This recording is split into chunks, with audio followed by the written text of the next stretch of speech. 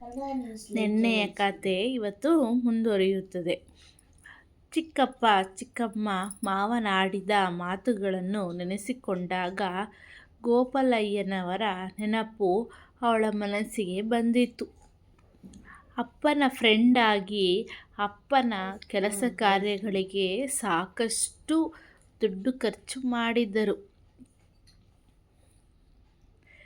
ಏನು ಮಾತನಾಡದ ಅವರ ಸ್ವಭಾವದಿಂದ ಅವರ ಬಗೆಗೆ ಅನುಮಾನ ಉಕ್ಕಿತು.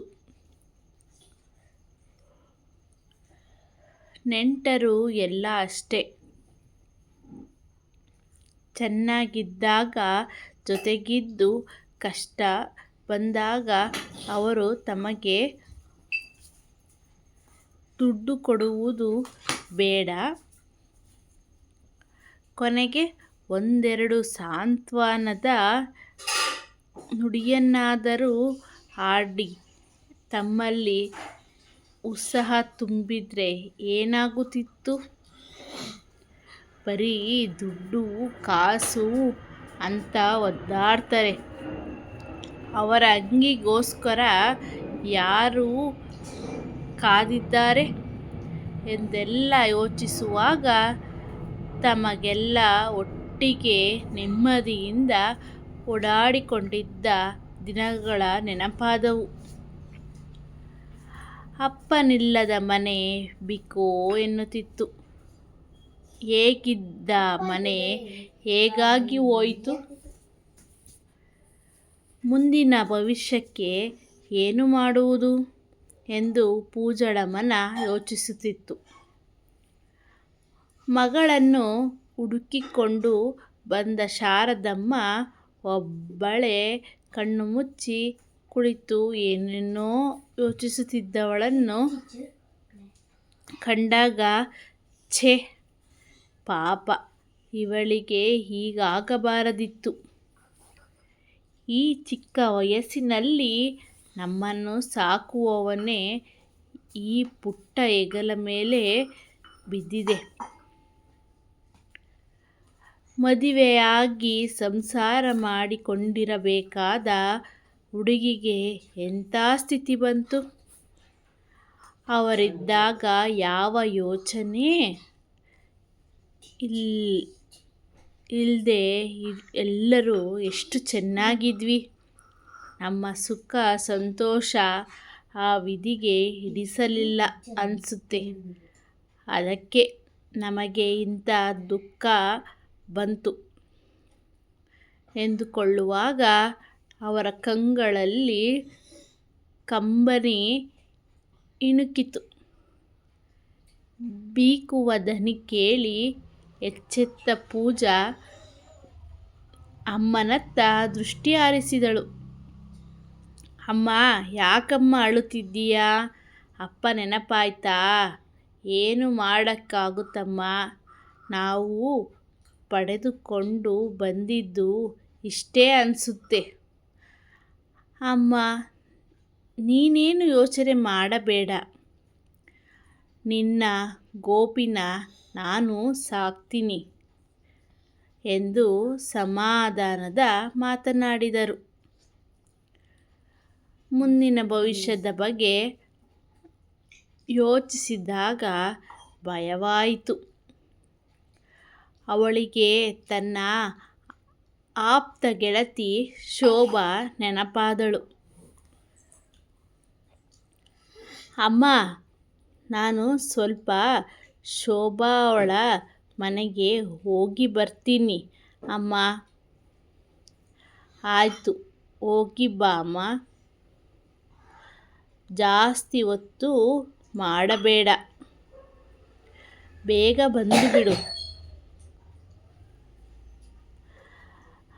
ಆಯ್ತಮ್ಮ, ಬೇಗ ಬಂದುಬಿಡ್ತೀನಿ ಎನ್ನುತ್ತಾ ಗೆಳತಿಯ ಮನೆಯತ್ತ ಹೆಜ್ಜೆ ಹಾಕಿದಳು. ಆಗ ತಾನೇ ಹೊಲಿದ ಫ್ರಾಕ್ಗೆ ಹುಕ್ಸ್ ಹಾಕುತ್ತಿದ್ದ ಶೋಭಾ ಗೆಳತಿಯನ್ನು ಕಾಣುತ್ತಿದ್ದಂತೆ ಫ್ರಾಕ್ ಪಕ್ಕಕ್ಕಿಟ್ಟು ಕೈ ಹಿಡಿದು ಒಳಗೆ ಕರೆದೊಯ್ದಳು. ಗೆಳತಿಯನ್ನು ಕಾಣುತ್ತಿದ್ದಂತೆ ಪೂಜಳ ದುಃಖ ಉಮ್ಮಳಿಸಿತು.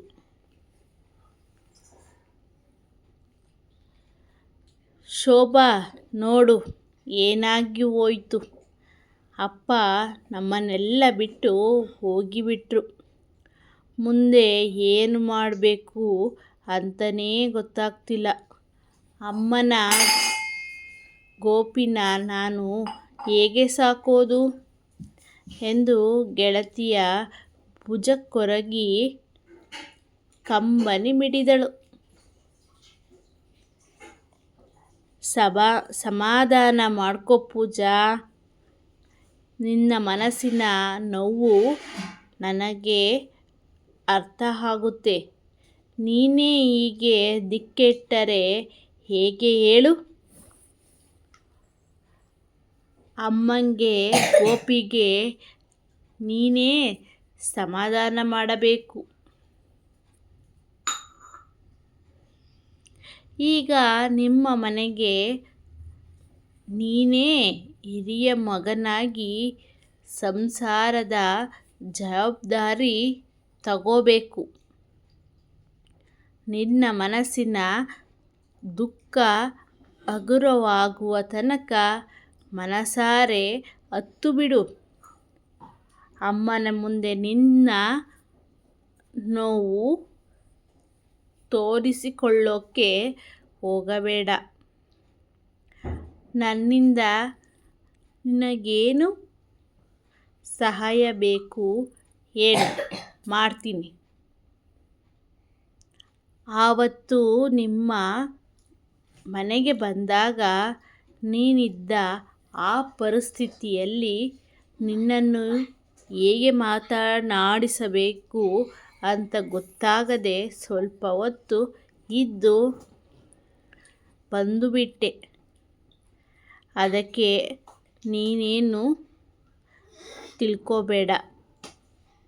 ಈಗ ಹೇಳು, ನನ್ನಿಂದ ನಿನಗೇನು ಸಹಾಯ ಬೇಕು ಎಂದಾಗ ಗೆಳತಿಯ ಮಾತುಗಳಿಂದ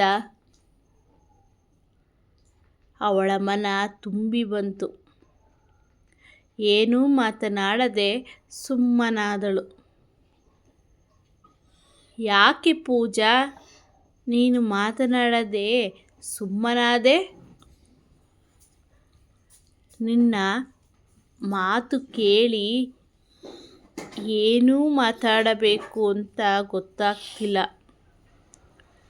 ಯಾಕಂದರೆ ನಮ್ಮ ಚಿಕ್ಕಪ್ಪ, ಮಾವ, ಅಪ್ಪನ ಬ್ಯಾಂಕ್ ಬ್ಯಾಲೆನ್ಸ್ ಬಗ್ಗೆ ಅಕಸ್ಮಾತ್ ಅಪ್ಪ ಏನಾದರೂ ಸಾಲ ಗೀಲ ಮಾಡಿದರೆ ಅದನ್ನು ನಾವೆಲ್ಲಿ ತೀರಿಸಬೇಕು ಅಂತ ಮಾತನಾಡುತ್ತಿದ್ರು. ಅಲ್ಲದೆ ಪೂಜಾ ಎಷ್ಟೇ ಆಗಲಿ ಹೆಣ್ಣು ಹುಡುಗಿ, ಅವಳಿಂದೇನಾಗುತ್ತೆ, ಅವರ ಸಂಸಾರಕ್ಕೆ ನಾವೇ ಆಗೋದು ಅಂತ ಮುಂದೆ ಮಾತನಾಡಲು ಆಗದೆ ಬಿಕ್ಕಿದಳು. ಪೂಜಾ, ಅವರು ಹಾಗೆಲ್ಲ ಅಂದ್ರೇನೆ, ಛೇ ಎಂಥ ಸ್ವಾರ್ಥಿಗಳು. ನೋಡು, ನೀನು ಅವರು ಅಂದಿದ್ದ ಮಾತುಗಳನ್ನೇ ನೆನಪಿಸಿಕೊಂಡು ಕೊರಗುತ್ತಾ ಇದ್ದರೆ ಏನು ಪ್ರಯೋಜನ ಆಗಲ್ಲ. ಅವರು ಆಡಿದ ಮಾತನ್ನು ಚಾಲೆಂಜಾಗಿ ತಗೊಂಡು ಅವರಾಡಿದ ಮಾತಿಗೆ ಅವರೇ ಪಶ್ಚಾತ್ತಾಪ ಪಡೋ ಹಾಗೆ ನೀನು ಮಾಡಬೇಕು, ಮುಂದುವರಿಬೇಕು. ಅದಕ್ಕೆ ನಿನಗೆ ಬೇಕಾದ ಸಹಕಾರ, ಸಹಾಯ ನಾನು ಮಾಡ್ತೀನಿ.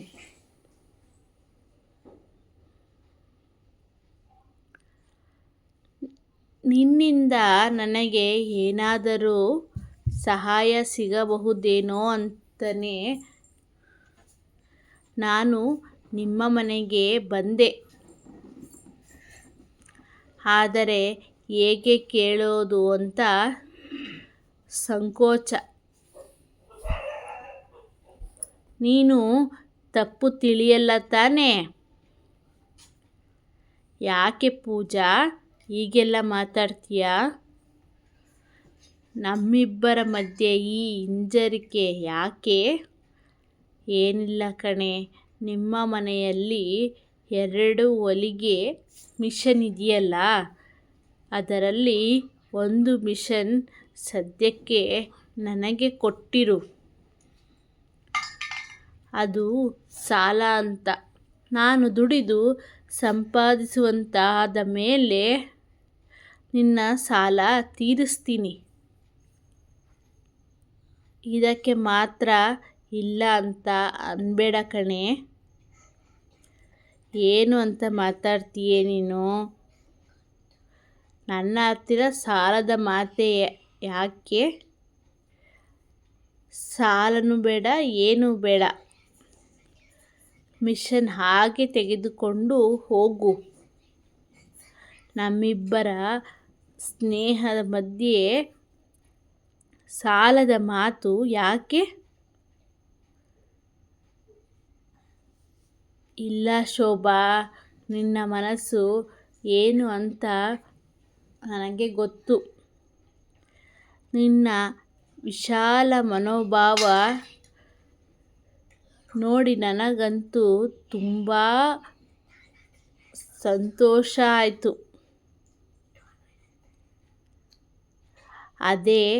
ಆದರೆ ನೀನು ಹೊಲಿಗೆ ಮಿಷನ್ ಹಾಗೆ ಕೊಡೋದು ಮಾತ್ರ ನನಗಿಷ್ಟ ಆಗಿಲ್ಲ. ನೋಡು, ನೀನು ಮಿಷನ್ ಹಾಗೆ ಕೊಟ್ಟರೆ ನಾವು ನಿನ್ನ ಋಣದಲ್ಲಿದ್ದೇವೇನೋ ಅಂತ ಅನಿಸುತ್ತೆ. ಮನಸ್ಸಿಗೆ ನೆಮ್ಮದಿ ಇಲ್ಲದೆ ಒದ್ದಾಡಬೇಕಾಗುತ್ತದೆ. ಪ್ಲೀಸ್, ನನ್ನ ಮನಸ್ಸು ಅರ್ಥ ಮಾಡ್ಕೊ. ಅಪ್ಪ ಇದ್ದಾಗ ಕಷ್ಟ ಅಂದರೆ ಏನು ಅಂತ ಗೊತ್ತಿಲ್ಲದೆ ಬೆಳೆದ್ವಿ. ಆದರೆ ಈಗ ಕಷ್ಟ ಬದುಕು ಅನ್ನೋದು ಹೇಗೆ, ಏನು ಅಂತ ಅರ್ಥ ಆಗ್ತಾ ಇದೆ. ನೀನು ಮಾಡ್ತಾ ಇರೋ ಉಪಕಾರ ಖಂಡಿತ ನಾವು ಮರೆಯೋಕ್ಕೆ ಸಾಧ್ಯ ಇಲ್ಲ ಕಣೆ. ಮುಂದಿನ ಭಾಗ ಮುಂದುವರಿಯೋದು. ಪ್ಲೀಸ್, ಯಾರೆಲ್ಲ ನನ್ನ ಚಾನಲ್ನ ಹಾಗೆ ನೋಡ್ತಾ ಇದ್ದೀರಾ, ಪ್ಲೀಸ್ ಸಬ್ಸ್ಕ್ರೈಬ್ ಮಾಡಿ, ಲೈಕ್ ಮಾಡಿ, ಶೇರ್ ಮಾಡಿ, ಕಮೆಂಟ್ ಮಾಡಿ ಹಾಗೂ ಬೆಲ್ಲೈಕನ್ನ ಪ್ರೆಸ್ ಮಾಡಿ ನೋಡಿ. ಮುಂದಿನ ಭಾಗ ಮತ್ತೆ ಮುಂದಿನ ಸಂಚಿಕೆಯಲ್ಲಿ ಬರುವುದು. ಧನ್ಯವಾದಗಳು.